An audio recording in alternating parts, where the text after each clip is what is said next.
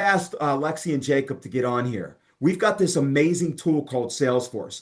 James Marco works for a bunch of IMOs, right? He works for different agents that have these IMOs that work within our industry that utilize email, right? Primarily, right? They use these follow-ups. He's like, Joe, why is Amba not using these emails? Right? John Green sent them to Jacob or James, and James like, Joe, you got these great emails, right? So I'm going to turn it over to Jacob and Lexi, and they're gonna just demonstrate how to utilize these with people you've already written, people that you've already got a relationship with. So let me turn it over to our amazing marketing team. Absolutely. Well, thank you so much, Joe, for having Lexi and myself on. Before we go to the next slide, by a quick show of hands, because I can see most of the screens here, how many of you have ever been on one of these FIA Lives, or this is your first one you've ever been on?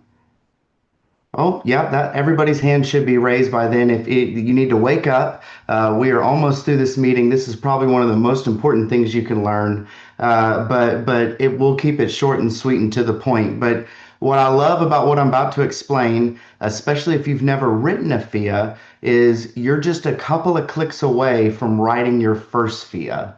And that's really what these email templates are about. And so, Lexi, who is my counterpart for all of you in the eastern side, central and eastern side of the United States, she's going to explain about how you can access your closed won opportunities, people you have written business with in the past. And how to access that in your Salesforce. And then I'm going to review the templates we've created, how to access those, and some things you need to set up in order to access those. But let's go ahead and jump to the next slide.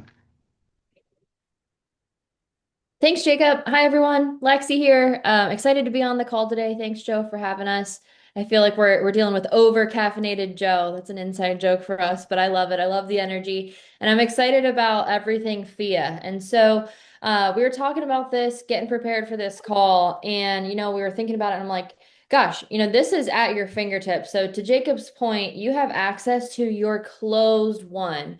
And so what that means is you have access to the people that you've already written business on. Those people that Joe wants you to call and check in with. How's it going? Great. Hope you're having a good end of your summer, start to your fall, getting ready for the holidays. Just wanted to check in and say hi. And that's simply by when you log into Salesforce and you go over to where you hit your drop down menus, and your drop down menus are where you're finding your dashboard, your leads, your opportunities. But for this situation, you're going to be clicking on your opportunities. And then once you're in that opportunity view, you go down to the next drop down menu. And that's where you see what we call your list views. And so your list views were set up for you so that you can navigate through your opportunities to be able to find your assigned opportunities, your prospecting, your contacted, your appointments. It's numbered 1, 2, 3, 4, 5, 6, 7. Now, this is going to look a little bit different than what it looks like in your Salesforce because I took a quick picture from mine. But what you're going to find is my closed one. And when you click on that, it's going to show you a list of your closed won clients, those people that you sold something to already. Now, you might be saying, hey, Lex, that's great, but I'm only seeing this back to July. I want to make calls on people that I've sold this whole year. I want to call people that I sold last year. This is a fantastic idea. And how you do that is by simply cloning this list. And if you don't know how to do that, resources within the training team, talk to your FML, but you clone this list and then you just have to remove the filter that says closed one last 60 days. You have to remove that filter out. And once you do, I just did it in my Salesforce, it showed me clients that I sold back from 2020. So it's going to show you a lot of data within that closed one and give you the opportunity to revisit those people, remind them what they bought from you, but then also open up an opportunity for you to create a new opportunity, a new appointment, and hopefully book that FIA appointment with them. And so again, that's navigating to your opportunities, drop down menu, then you go to your list views, that drop down menu, and it's closed one. And if you would like to see more of your closed one clients, you simply clone the list, remove the 60-day filter, and that will give you all of your information there for you. Perfect. Let's go ahead and jump to the next slide. And let's say you go, okay, Lexi, I'm taking your advice. I'm one of those people that raised my hand and agreed to go back and talk to my old clients that I have a relationship that I've really worked to build a relationship on, especially those clients that you have two or three policies with, that you've really built that relationship up with. And you go, okay, I found, John Doe, or let's just say John Green in this instance, and you had sold John Green several policies and you want to email him and you found him in your closed one opportunity list. You need to click on his name in blue that takes you to John Green's account, and then you need to create a new opportunity from his account page. Okay, and once you're on his new opportunity, you'll have the ability to send these email templates or send an email to him. There's three different email templates. All three of them have different verbiage, but it does require you to set up some things in advance. One, you do need to make sure that your email address is linked with your Salesforce account. You need to go into settings, and under settings, there is email settings. And then if it's connected already and you already see your AMBA email in there, then it's connected. Also in that same area, you will see that it asks you for your email signature. On all of these emails, I made sure to put my name, my title, and then my cell number. That's all I put because they're receiving the email from me. Okay, I don't put the Austin address or anything like that because you can see by the email template that's already created or pre-populated in the email for you. And so I simply just do those three little lines with information on my signature.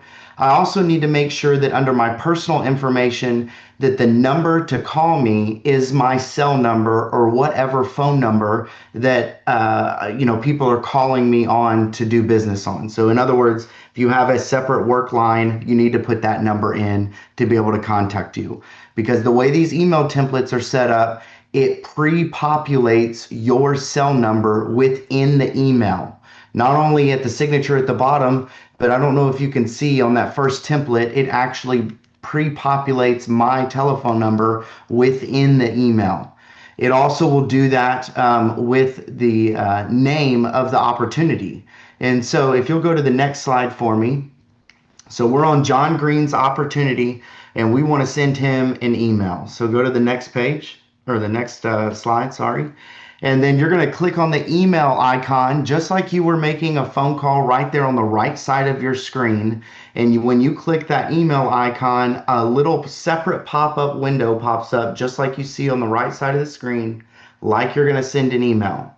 You don't need to type anything. As you can see, my signature is already pre-populated in the email. And then right there at step number 2, you're going to click Insert Email Template. Go ahead and go to the next slide. Once you do that, you're going to have an option to select from 3 email templates. They're typically going to populate at the top because of how I had it set up in the title of it. But as you can see, it's 1, 2, and 3, or final attempt. We select number 1 because this is the first time we're emailing Mr. John Green. And when we select that, it loads the template back to the email screen right there that you're currently on. The only thing that you need to add that we could not do as far as like something that automates is putting John's first name in the subject line. So the subject line is, let's make sure your retirement is secure. So you'll need to always make sure to add the client's first name followed by a comma, then a space, just to make it look appropriate. And when they get it in their email inbox, it'll say, John, let's make sure your retirement is secure. And then when you have the email that's already in there, it has the disclaimer at the bottom, it has the AMBA logo, it has everything pre-populated. You don't need to touch anything else in the body of the email. You just hit send. Go ahead and go to the next slide. Before you hit send, and obviously you need to put in who it's to. You can do this before you do the template or after you do the template. It doesn't matter, but it definitely has to happen before you hit send or it won't work. You type in the client's name, and when you start typing it in, you're going to see different options. You're going to see a lead option. You might see an opportunity option. Since you're already on the opportunity, as you can see is the photo at the bottom of each one of those icons, You need to click on John Green's blue account name. So always look for their blue icon or their account name when you're sending them an email in Salesforce on these templates. So when you do that, and it obviously will load it in the to column, then you can hit send, and then that activity is automatically logged on your opportunity that you created right then and there on contacting them. You can follow up by a telephone call, but here's the great news. When you go back to that opportunity, or when you go search for John Green in your global search to pull him back up and see if he looked at your email, you can actually see that itself. You can see that he either opened your email, didn't open your email, how long it's been sitting there, and then you can do second email attempt or a third email attempt, or you can make a call. That can all be done through Salesforce, and that's why it's important to log the activity so that way you can guide it through the full sales process for yourself, like taking digital notes and having a digital planner. But if you do need help setting up your email, setting up your signature, finding this in Salesforce, there is a wonderful, wonderful training team. I see Kelsey's on the call. So you can contact them at education@getamba.com. As always, I do want to encourage you to reach out to your FML first. But after that, if they cannot help you, then please, please reach out to education, because they will be able to walk you through the process step by steps as far as Salesforce related content. But I think that's